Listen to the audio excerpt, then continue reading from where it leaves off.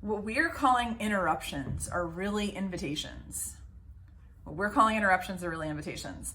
Yeah, when I heard those words, like I had to get that down so fast. I was like, that is a truth bomb. That is amazing when you think about how it connects to what's going on in the world right now.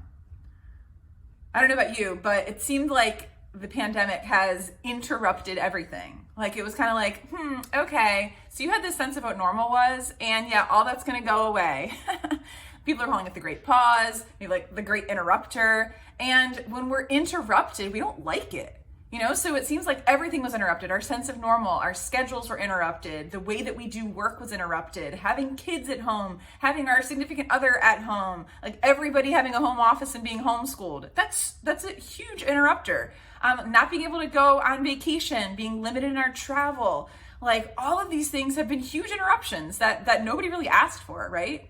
And so we can sit there and we can kind of be like a pouty 2-year-old who's really mad that like, man, I hate that this happened. And maybe we do. Like there is some degree of this that yeah, if we would maybe look back and say, man, I wish certain things were normal.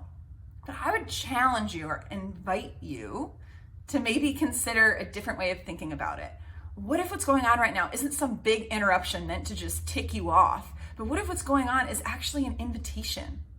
What if it's not an interruption? What if it's an invitation? And it's invitation to think and to be and to do and to show up and to exist in the world differently, to interact with people differently.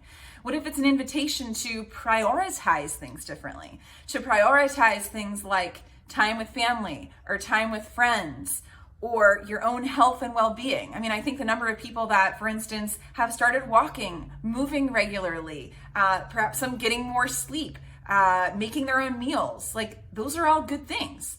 Another thing that's invited us into is to connect with people that we might otherwise have only seen or talked to like on holidays. So people are getting more connected and dialed into family. People are meeting new neighbors. I've met so many new neighbors in the midst of what's going on.